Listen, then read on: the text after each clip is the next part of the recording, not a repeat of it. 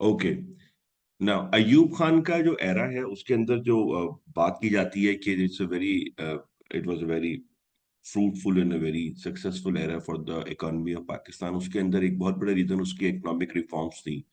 Agricultural reform जो थी अयूब खान की वो बहुत ज्यादा डिस्कस की जाती है। तो एग्रीकल्चरल रिफॉर्म्स में अयूब खान ने क्या क्या चीजें इनिशिएट की थी या क्या क्या चीजें इंट्रोड्यूस कराई थी for the first time in the history of Pakistan, which resulted in a very positive way for Pakistan. उसके अंदर अयूब खान का एग्रीकल्चर था। पहला चीज जो उसने इंट्रोड्यूस कराई that was high yielding variety. अब ये हाई यील्डिंग वैरायटी क्या होती है, जिसको आप HYV भी कहते हैं शॉर्ट में। हाई यील्डिंग वैरायटी इस इट इट मींस दैट कि कोई ऐसी चीज, कोई ऐसा पौधा जिसके केमिकली उन्होंने उसके अंदर चेंजेस करके उसकी प्रोडक्टिविटी बढ़ा दी हो, that is called high yielding variety. अब ना व्हाट डज इट मीन? इसका सिंपल एग्जांपल ये है कि इफ इन 1 एकड़ लैंड, लेट्स से राइस की क्रॉप है 1 एकड़ की, और उस राइस में एक एग्जाम्पल के तौर पे नंबर दे रहा हूँ, वो एक्चुअल फिगर नहीं है। लेट्स से उस जगह से 10 टन या let's say 5 ton product produce होता है राइस, 5 टन एक एक एक एकड़ से। तो HYV अगर आप लगाएंगे, हाई यील्डिंग वैरायटी प्लांट लगाएंगे, तो उस 1 एकड़ से 5 टन के बजाय 8 और 9 7 8 9 टन होगा। यानी कि सेम टाइम पीरियड में सेम लैंड से नियर टू डबल इसकी क्रॉप प्रोडक्टिविटी हो जाती है। तो उसी लैंड से बहुत ज्यादा प्रोडक्टिविटी का मतलब है कि आपने उतने ही टाइम पीरियड में उतनी ही जमीन से बहुत सारा। तो पूरे पाकिस्तान को अगर हम इससे मल्टीप्लाई करें, जहां जहां भी एग्रीकल्चर हो रहा है, तो उसके हिसाब से बहुत ज्यादा प्रोडक्टिविटी बढ़ जाती है या बढ़ गई थी उस जमाने में, जिसकी वजह से हम कहते हैं कि जी अय्यूब खान के दौर में बहुत तेजी से प्रोडक्टिविटी बढ़ी। एक तो ये इन्होंने इंट्रोड्यूस कराया। उसके बाद इन्होंने एक काम शुरू कराया which is known as mechanisation. Mechanisation का मतलब ये कि जी इन्होंने जो क्रॉप्स थी और जो जो फील्ड्स थी, उस फील्ड्स के अंदर इन्होंने बहुत तेजी से मैकेनाइजेशन कराई। अब मैकेनाइजेशन से मतलब क्या है? वी ऑल नो के introduction of machine and use of machine actually lowers the labour. और उसमें एक मशीन जो है वो कई सारे लोगों का काम कर लेती है। अब इन मशीन्स में चीजें क्या क्या है? इन मशीन्स के अंदर है ट्रैक्टर, हार्वेस्टर, थ्रेशर्स, बहुत सारी और चीजें हैं जैसे ट्यूबवेल्स है, और कई कई बेल्ट वाली चीजें हैं। पैकेजिंग मशीनरी है जो कि जैसे क्या नाम है आपका, कॉटन को पैक करने के लिए। ऐसी बहुत सारी मशीनरी हैं जो कि एग्रीकल्चर के अंदर यूज होती हैं, जिसपे सबसे ज्यादा कॉमन तो वही है जो मैंने पहले नाम लिया। मतलब सबसे पहले जब हमने नाम लिया वो ट्रैक्टर, थ्रेशर, हार्वेस्टर, ये सारी चीजें। और इससे बहुत तेजी से बहुत बड़े एरिया के ऊपर आप काम कर सकते थे। तो बहुत सारी ऐसी जमीनें जो कि वहां पे इंट्रोड्यूस, जहाँ पे लोग काम नहीं कर रहे थे, वो भी इन्होंने उनको भी यूटिलाइज कर लिया। और इसमें एक मशीन है जो कि एग्रीकल्चर स्पेसिफिक है, जिसको कहते हैं ट्यूबवेल। आई थिंक आप लोगों ने उसके आप लोगों को थोड़ा बहुत उसके बारे में पता होगा कि ट्यूबवेल इज अ डिवाइस जो कि जमीन के नीचे से पानी खींच के निकालती है बहुत बड़े लेवल के ऊपर। और वो डिवाइस जो है एग्रीकल्चर के अंदर अगर आप इंट्रोड्यूस करें, तो उसका बहुत बड़ा फायदा होता है कि वो हर जगह बहुत ज्यादा पानी जमीन के नीचे से निकाल के ऊपर प्रोवाइड कर देती है। तो you do not need to make canals. पहले यूजुअली क्या होता था कि आप दूर से किसी जगह पे पानी लेकर आते थे, तो उसको आप कनाल के थ्रू लाते थे कि कनाल्स हैं, और वाटर कनाल रिवर से निकाल के लेकर आते थे और लेक से निकाल के लेकर आते थे। अब उसकी जरूरत नहीं पड़ेगी। अच्छा, केमिकल फर्टिलाइजर क्या है? Chemical fertiliser is a introduction of some new technology, जिसके थ्रू जमीन की जो फर्टिलिटी है टू प्रोड्यूस क्रॉप्स वो बढ़ जाती है। जमीन के अंदर न्यूट्रिएंट्स होते हैं, और वो न्यूट्रिएंट्स हेल्प करते हैं किसी भी पौधे को हेल्दी फूड देने के लिए। और न्यूट्रिएंट्स अगर नहीं होंगे तो क्रॉप अच्छी नहीं होगी। अच्छा, अब इसमें जो तीन मेन न्यूट्रिएंट्स होते हैं, तीन मेन इंग्रेडिएंट्स होते हैं जो कि चीजें आपकी चलाते हैं, वो तीन मेन इंग्रेडिएंट्स हैं आपके एनपीके, नाइट्रोजन, फास्फोरस, पोटेशियम, ये तीन चीजें होती हैं। और अभी भी अगर आप में से किसी को गार्डनिंग का शौक है और आप किसी को एग्रीकल्चर लैंड वाला कोई सुन रहा है, जिसकी जिसके फैमिली में एग्रीकल्चर लैंड होती है, तो आप उनसे पूछ सकते हैं अपने बड़ों से। If you go there and you ask them, तो इस वक्त there are three things in the market for as in the form of fertiliser. एक होती है यूरिया, एक होता है डीपी, क्या नाम है, डीपीएच आई थिंक कहलाता है, और DAP, sorry DAP. And third is NPK. NPK nitrogen, phosphorus, potassium. ये तीन चीजों को अगर आप ये तीन चीजों को अलग अलग यूज करके आप अपनी फर्टिलिटी बढ़ा सकते हैं। NPK is the most complete formula. तो ये केमिकल फर्टिलाइजर्स पाकिस्तान के अंदर पहले नहीं थे। तो पहले क्या था? पहले था नेचुरल फर्टिलाइजर, नेचुरल मैन्योर। ये जो गाय काउ डंग का, गाय का गोबर होता है, इनके एनिमल्स के गोबर को यूज करके फर्टिलाइजिंग करते थे, और इनको क्रॉप्स को यूज कर क्रॉप के ऊपर यूज किया जाता था टू फर्टिलाइज। तो वो ट्रेडिशनल तरीका है, और ये मॉडर्न तरीका है। मॉडर्न तरीके की जो फर्टिलाइजर थी वो हमारे पास पहले मौजूद नहीं होती थी, वो हमने बाद में मंगानी शुरू की है, अयूब के दौर में ज्यादा। उससे पहले और उसके बाद फिर अब हमने केमिकल फर्टिलाइजर की अब तो फैक्ट्रियां भी डाल दी, जैसे फौजी क्या नाम फर्टिलाइजर कंपनी है, एग्रो एंग्रो है फर्टिलाइजर कंपनी पाकिस्तान के अंदर, जो कि मिड पार्ट ऑफ पाकिस्तान यानी कि अपर सिंध और लोअर पंजाब की साइड पे लगी हुई हैं, जो कि वहां से पूरे उस एग्रीकल्चर बेल्ट को फर्टिलाइजर वो लोग प्रोवाइड करते हैं।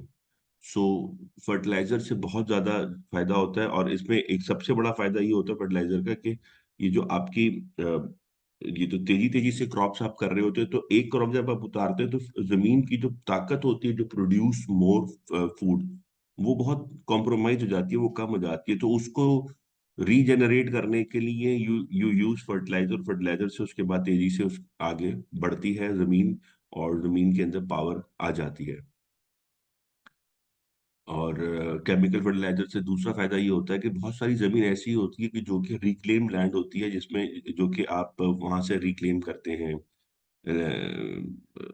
सैलिनिटी से, जिसमें नमक आ चुका होता है। तो नमक को खत्म करने के लिए केमिकल फर्टिलाइजर्स यूज किए जाते हैं उस जमीन को, क्योंकि उसके अंदर नमक होता है, तो नमक किसी चीज को प्रोड्यूस नहीं होने देता, किसी भी प्लांट को। तो उसको खत्म करने के लिए आप जाते हैं केमिकल फर्टिलाइजर पे उस जमीन को रिक्लेम करने के लिए। तो और बहुत सारे इसके फायदे हैं। लैंड रिफॉर्म्स, अब now what is land reforms and how it affects the growth of productivity of plants and agriculture. Land reforms का मतलब ये है कि पाकिस्तान के अंदर आपने सुना होगा कि बहुत बड़े बड़े लैंड लॉर्ड्स और फ्यूडल लॉर्ड्स होते हैं, अभी भी हैं, जो कि बहुत बड़े एरिया के ऊपर अपने अपनी जमीन को कैप्चर करके रखते हैं, और वो चलाते हैं, अपनी अपनी मर्जी से उसको यूज करते हैं। अब इसमें प्रॉब्लम यह है कि हमारी जो बहुत बड़े बड़े लैंड लॉर्ड्स हैं, उनकी many several thousands of acres land ownership होती है, और वो लैंड ओनरशिप इतनी ज्यादा होती है उनकी कि they do not utilise that whole land for their income and their livelihood. होता यह है कि जमीन को आप यूटिलाइज करते हैं for agriculture to earn money. अब आपके पास जब इतना पैसा हो कि आपको उसकी नीड ही नहीं है, फॉर एग्जाम्पल किसी आदमी के पास 40,000 20,000 एकड़ जमीन है, और 20,000 एकड़ जमीन पे वो 1,000 एकड़ जमीन या 2,000 एकड़ जमीन उस पे जब उनके ऊपर काम हो रहा है, तो वो 1-2 हजार एकड़ जमीन के ऊपर ही उनको करोड़ों करोड़ों कई करोड़ रुपए पर एनएम की इनकम जनरेट हो रही है, which is more than enough for them to live a luxurious life, or they do not need to utilize the further 10 15 20,000 acre land। तो वो क्या करते, कहते हमारी जमीन है, बस हमारे पास है, we do not let anyone use as well। तो इसमें नुकसान क्या होता है कंट्री का, क्योंकि कंट्री की जो जमीन है वो जाया हो रही है। तो गवर्नमेंट्स इसको क्या करते हैं, गवर्नमेंट ने इसकी लैंड रिफॉर्म्स करके इनको इनको शॉर्टन कर दिया कि जी आप इसको इससे ज्यादा जमीन किसी की ओनरशिप, प्राइवेट ओनरशिप हो नहीं सकती। फॉर एग्जांपल उन्होंने जैसे इन्होंने कहा कि 500 acres of irrigated land and unirrigated lands का 1000 एकड़ से ज्यादा लैंड ओनरशिप किसी एक पर्सनालिटी, एक पर्सन की नहीं होगी। ये इन्होंने लिमिट कर दी बात, और which was a very good sign. अच्छा, ये भी खैर बहुत बड़ा फिगर है, ये आगे जाके जिया के जमाने में फर्दर हुआ, तो सॉरी भुट्टो के जमाने में फर्दर इसको डिक्रीज किया गया था, और जिया के जमाने में इसको फर्दर डिक्रीज किया गया था। लैंड रिफॉर्म्स के बारे में मैं आपको ये बात बता दूं कि थोड़ा कनेक्टिविटी के तौर पे, कि ये 3 दफा लैंड रिफॉर्म्स पाकिस्तान की 3 गवर्नमेंट्स ने किए थे।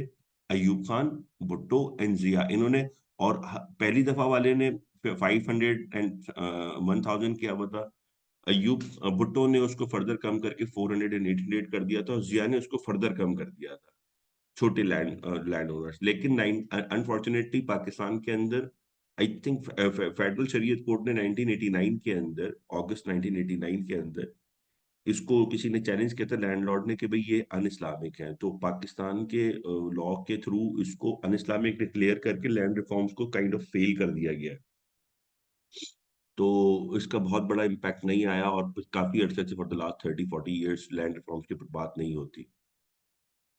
तो ये है लैंड रिफॉर्म्स, और land reforms is a very good policy. तो इन्होंने शॉर्टन कर दिया। अब इसका फायदा क्या होता है? इसका फायदा एक तो मैंने बताया कि और इसका दूसरा प्रोडक्टिविटी फायदा ये होता है कि जब छोटी पीस ऑफ लैंड होता है तो उसको मैनेज करना आसान है, और उसकी जो hunger है of the landowner and the farmer to utilize that for their benefit and profit, वो बहुत ज्यादा बढ़ जाती है, and they work a lot on that। ये छोटी सी एग्जांपल ये है कि अगर एक टीचर 500 लोगों को पढ़ा रहा है, तो उसके अंदर उसका जो आउटपुट है 500 लोग स्टूडेंट्स के साथ, वो क्या होगा। तो उसी तरीके से अगर अगर लेट से क्या नाम है, 10 या 15 टीचर पढ़ा रहे हैं, तो वो जो जो साइज ऑफ क्लास है वो 500 से कम होके 10 टीचर पे 50 स्टूडेंट टू वन वन का रेशो हो जाएगा। तो one teacher would be easier, would be much successfully would be teaching the students. तो ये वाली बात है। Farmer tendency was introduced। अब ये फार्मर टेंडेंसी क्या है? This system was introduced during Ayub Khan's rule. It means that the farmer working on an agriculture field will be a partner with the landowner rather than the employee only. The landowner would bear the cost of machinery, electricity, and land, and farmer would share and contribute with labor and the elements of input. They would share the profit accordingly। अच्छा, अब होता ये है कि पहले, अयूब खान के time से पहले, फार्मर जो थे वो सिर्फ और सिर्फ काम करते थे without any compensation and without any return. इसको उन्होंने चेंज कर दिया। उन्होंने बोला कि जी ये नहीं होगा, आपके जो फार्मर्स हैं, farmer will be considered as your partners, और आप उनके साथ शेयरिंग करेंगे परसेंटेज के हिसाब से, और उनको आपने पैसे भी देना है। यूजुअली पाकिस्तान के अंदर फार्मर जो थे वो, उनको पैसे नहीं मिलते थे, उनको थोड़ा बहुत एग्रीकल्चर की प्रोडक्ट मिल जाती थी, इतनी कि वो जितना अपना खाना खाने के लिए साल साल भर के लिए जरूरी है। मसलन कि चावल मिल गए पूरे साल के, गेहूं मिल गया पूरे साल का, बस इस तरह की चीजें मिल जाती हैं। फार्मर लोन्स, ये एक इंटरेस्टिंग पॉइंट है। सिंपल सी स्कीम है फार्मर लोन्स। ये था कि it was a scheme to support,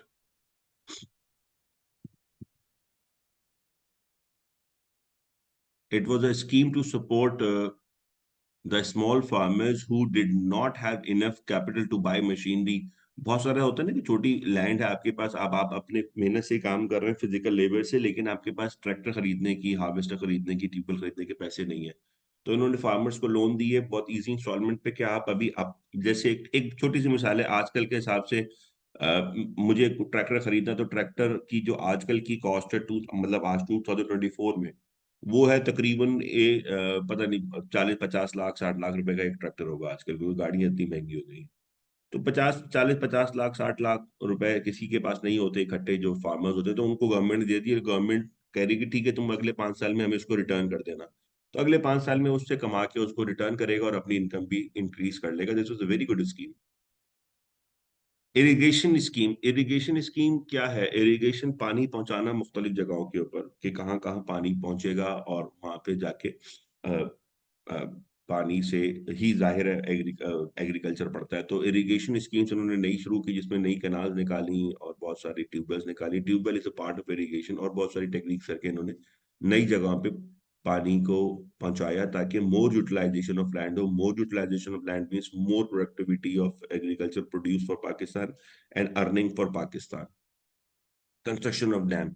Ayub Khan का जो सबसे बड़ा काम है, जो पे बहुत ज्यादा डिस्कशन हुई है और बहुत ज्यादा बेनिफिट हुआ है पाकिस्तान को, वो था डैम्स। अयूब खान के जमाने के बाद से लेके पाकिस्तान में तारीख में अब तक 69 से लेके अब तक पाकिस्तान डैम्स कंस्ट्रक्शन के बारे में मामले में बहुत ज्यादा वीक है और डैम्स नहीं बना पा रहा। अयूब खान, अच्छा डैम्स के फायदे क्या है? डैम्स का जो सबसे बड़ा फायदा है पाकिस्तान के लिए आज, वो क्या है? वो है production of electricity, cheap electricity, hydel power electricity. Hydel power electricity is one of the very heaviest form of power generation which converts mechanical energy into electrical energy. और उसके अलावा other than that it actually provides water to many other areas for irrigation.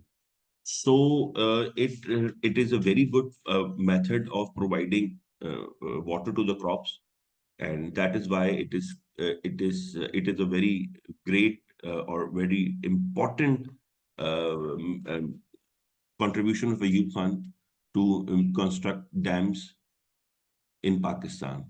Now, the next important what do you say, most highlighting uh, element of Ayub Khan's era was industrial reforms. Investment from private and government sector. Ayub Khan's era is considered as the most investment friendly era in the history of Pakistan. And now, what does it mean? This means that Ayub Khan created such an environment. Ayub Khan created such a elements which supported industrialization and investment and benefited the private investors. The process of industrialization started by Ayub Khan was very beneficial to the economy of Pakistan. He invited investments from across the world and convinced the local investor to invest in country. He assured them that their investment would be safe and profitable. The industrial growth indicators during his time were most favorable. He constructed many roads, highways, industrial zone, industrial eras, which benefited the uh, industrial investment. In Karachi, if you see Karachi as one of the biggest industrial city in Pakistan, if you see Karachi के अंदर there is one huge area which is known as site. When we go to Hawke's Bay, to the seaside, we go through that area, SITE, Sindh Industrial and Trading Estate, that was established by Ayub Khan, and so many other places as well.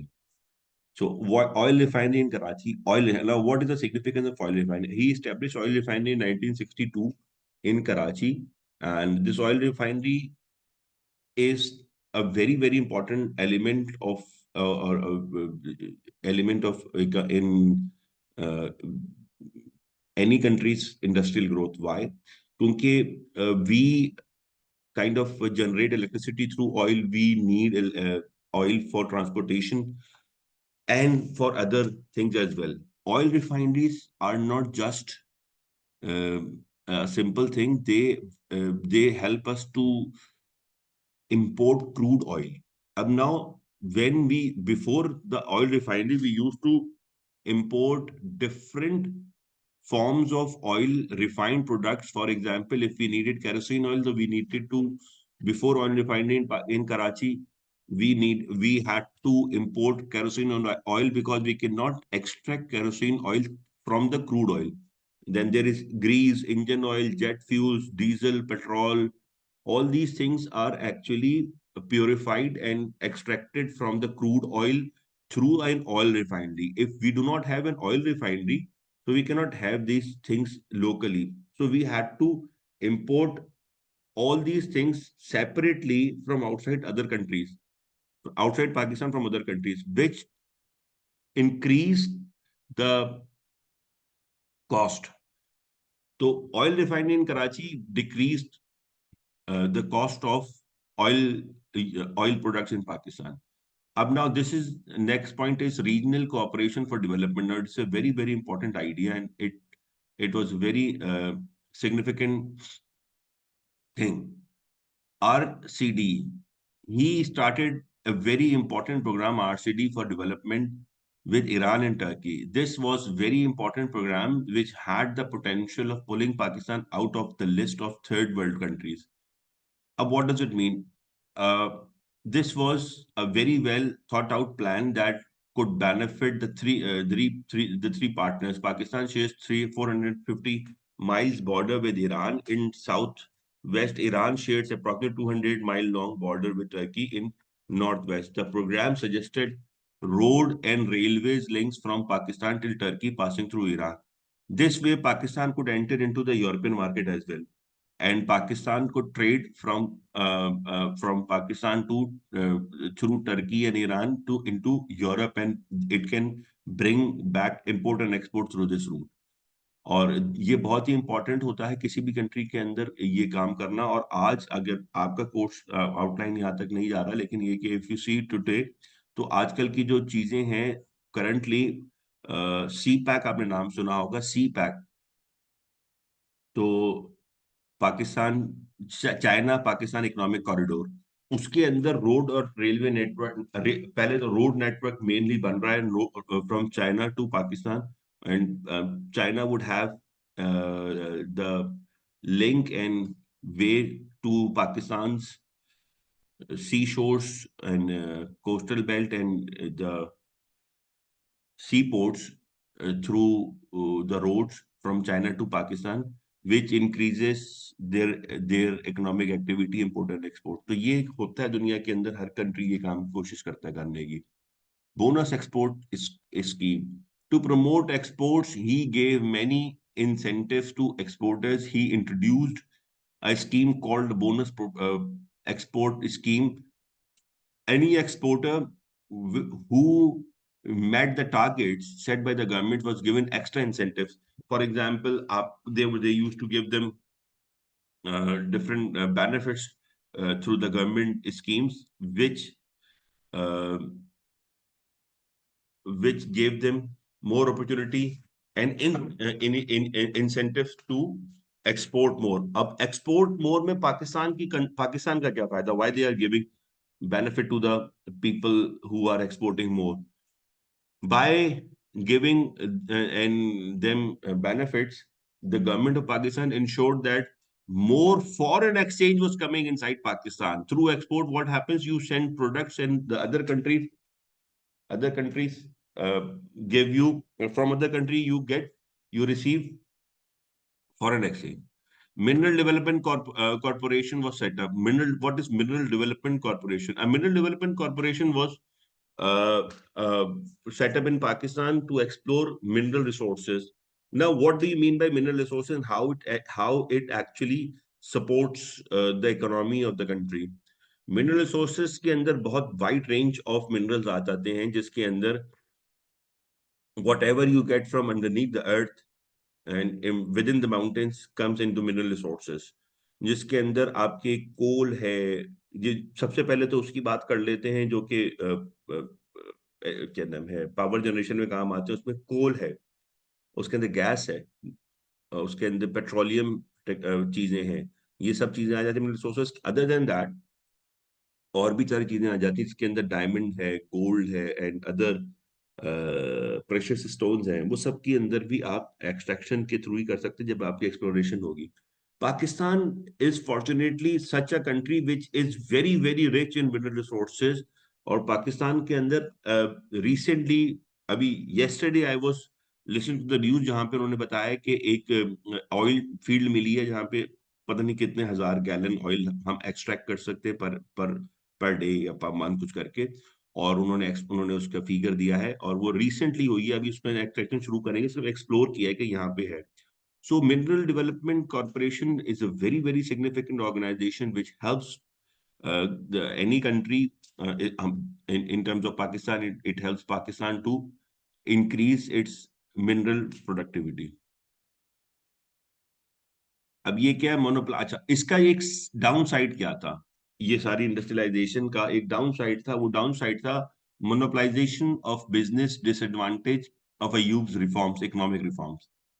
Actually, the way Ayub Khan opened everything and he let everyone to invest in the in industrialization, तो हुआ ये कि through this unchecked speedy investments in industries, जिनके पास already पैसा था, the people who were already rich invested uh, in industrialization, and they ended up owning and working in several industries compared to the Ayub Khan's start of the Ayub Khan era.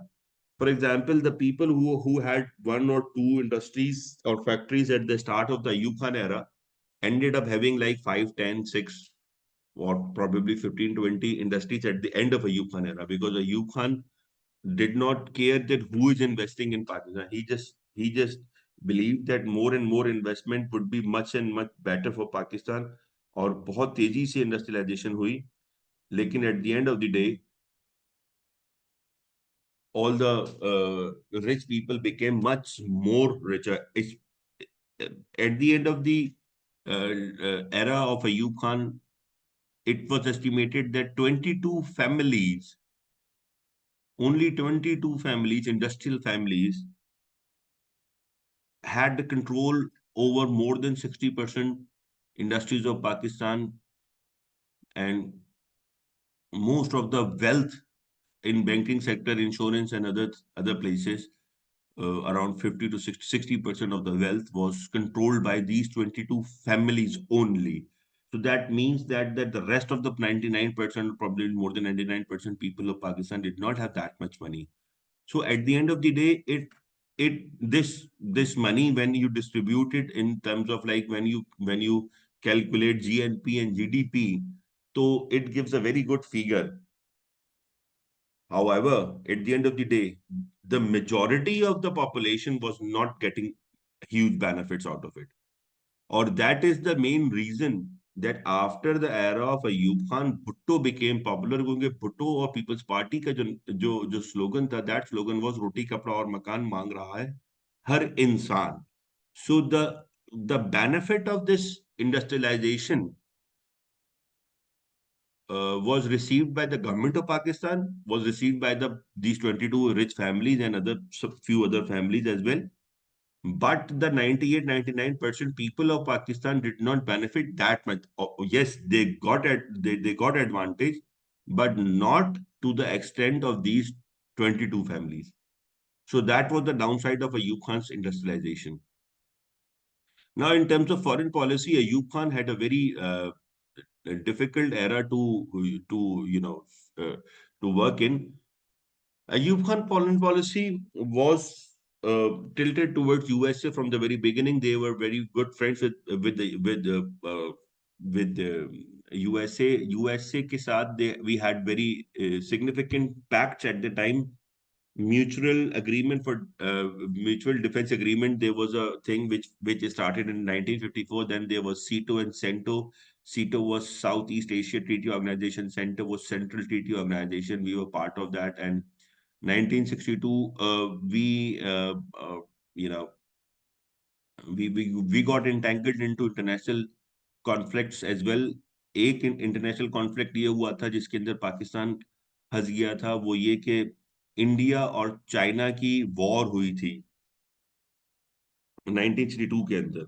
और उसका benefit ये हुआ पाकिस्तान को कि India China के conflict के अंदर पाकिस्तान को एक नेबर मिल गया, जो कि एक और नेबर जो कि इंडिया से लड़ाई में आ गया. तो Pakistan became friends with China as well for the first time. China से पाकिस्तान के बहुत अच्छे ताल्लुकात नहीं थे from the very beginning, but after that Pakistan became closer to China as well because of the common enemy India.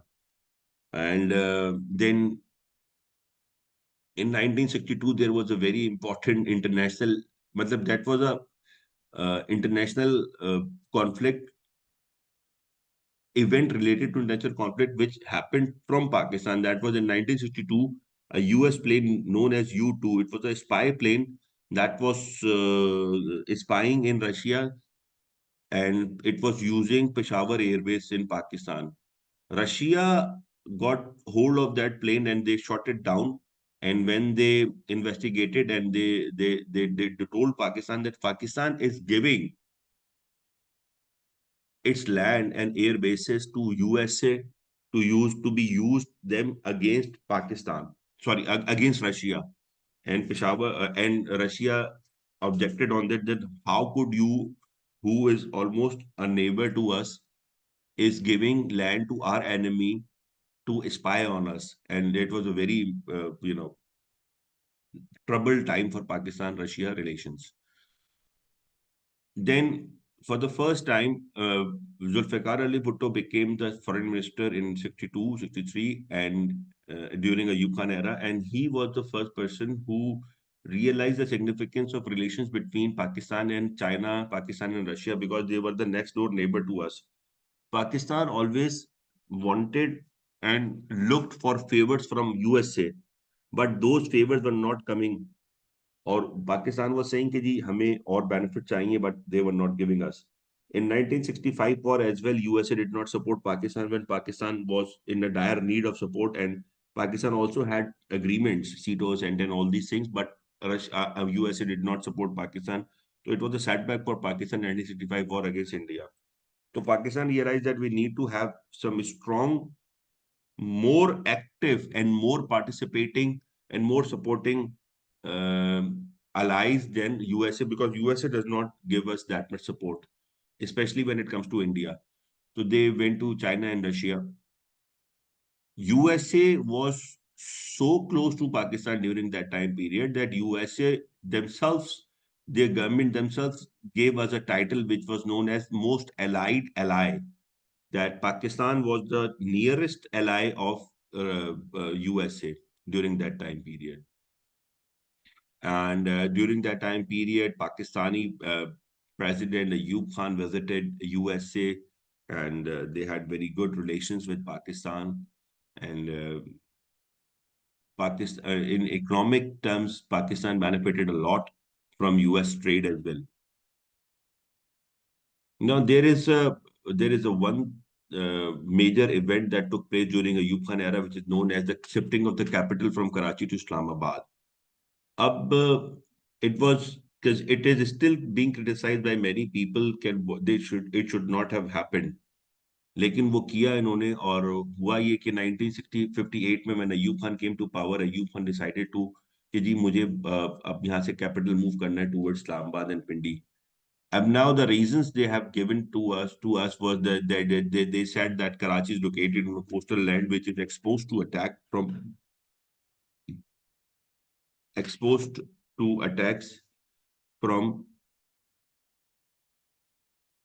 uh, or through naval forces.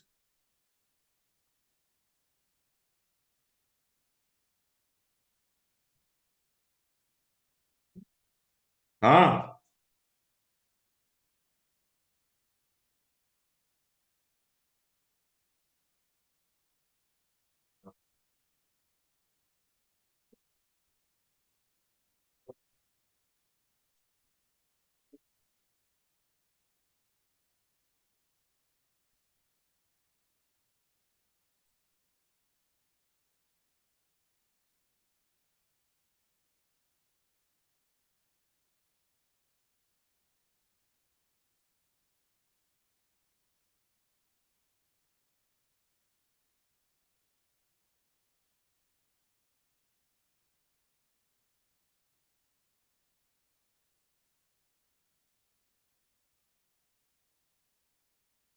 okay. So shifting of capital from Karachi to Islamabad was a very significant step taken by the Ayub Khan government. And first of all, they said that it's near to coastal belt, which is insecure. Karachi was the most populated city, and they said that because it is the main industrial hub, it has a very huge population, and which is not a good sign for a capital. Capital should be, with less population and easy to manage, and because in capital, all the foreign delegates and embassies are located, so it is not good to have that much population and traffic jams and all these things. Karachi had the largest number of industries, which we already discussed, and Islamabad was located in the mountainous region, which gives it an advantage if someone tries to attack it from air. And even through land, it is not easy to reach Islamabad because of the mountainous hills all around it. Lastly, it was almost impossible to conduct, which this is these are the topics, these are the things. Now, the special and educational reforms, social and educational reforms introduced by Ayub Khan during his period. Now, this is also very important. Opening of schools and colleges to accommodate more children was a very important task given by Ayub Khan to his education minister. We need to extend our education network so that more and more students are able to achieve to get education. He ordered printing of new textbooks with updated knowledge and information.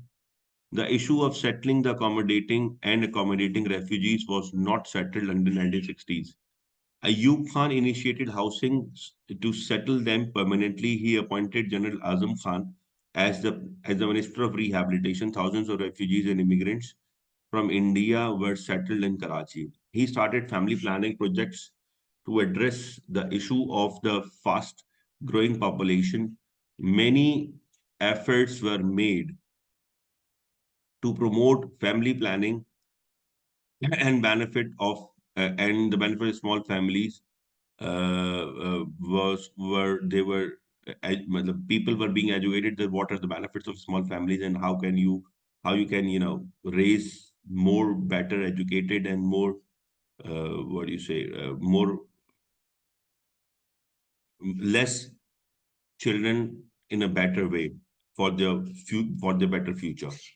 He made regulations for factory and industry owners to provide housing for their workers and reduced rents. This was a very important one. He protected labor from the industrialist, and he said that you need to give them some benefits.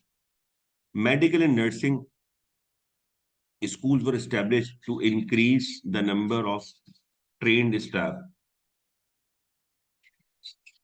Political unrest and downfall of Ayub Khan.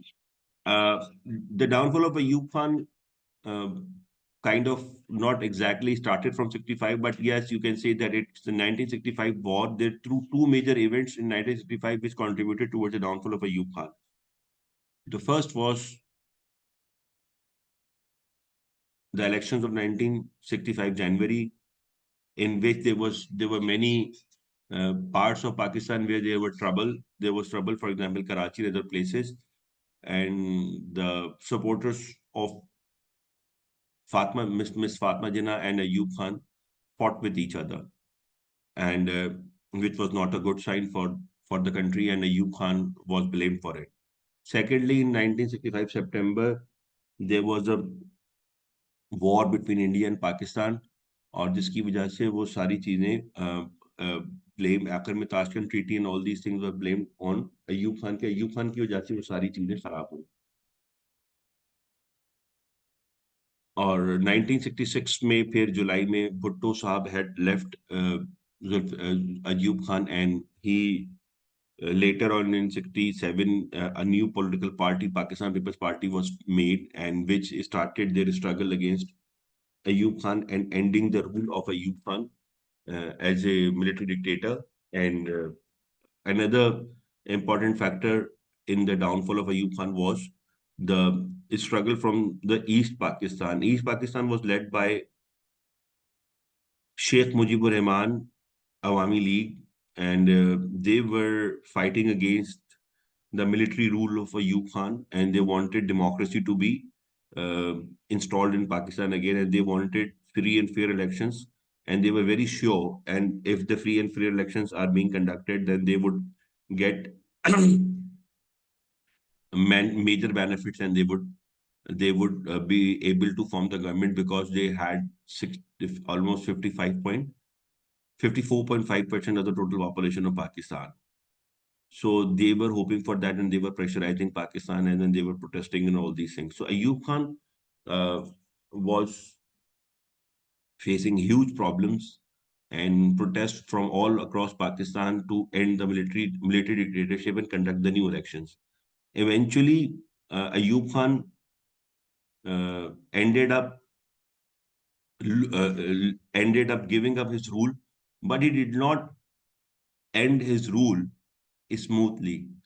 Ayub Khan ended his rule in March 1969. He resigned. However, before resigning, he actually kind of transferred power to Yahya Khan, who was another military general under his command, and he gave him the uh, the charge as the president of Pakistan and the chief martial administrator, and he went away. He himself abrogated the constitution of 1962, which he made 7 years earlier. And once again, Pakistan was in military martial law by Yahya Khan, which ended up in 1971 December. These are the few outcomes of Ayub Khan rule which we have just discussed. The land reforms were targeted to counter large landlords. However, they also affected small land holders as well, and they ended up with much smaller farms due to the reforms and redistribution. The agricultural reforms and introduction of green technology favored large land owners more than small farmers. The industrial reforms increased industrialization. However, it made rich richer than ever because they invested heavily and doubled their fortunes. The majority of the population he got did not get intended benefit. At the end of the 11-year rule, only 22 families were in control of more than 50% of the total wealth of Pakistan. The number of poor people increased at a rapid pace. In universities, there was unrest amongst the students who rejected several educational reforms of Ayub Khan and demanded more relaxation for students and reduction of fee structure. University students opposed government's education reform. All the policies for family planning were not backed by the action. They were kind of announced, but they were not implemented. The plans were not implemented, and the results were not achieved. All the major banks and insurance companies were in the hands of the few business families who took advantage of their monopoly.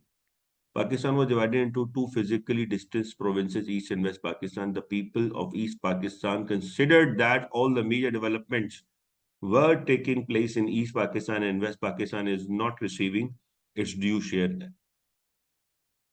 Due to bad governance, cartels increased, and food prices went out of control. There was a famous sugar crisis where people even came out on the streets to protest against increase in sugar prices. Pakistan started the never-ending dependency on foreign aid. This was a major problem which we faced that at the end of the Ayub Khan era, we ended up we started receiving foreign aid, and from that time up until today, almost 60 years later, we still are in that process of receiving aid from other countries.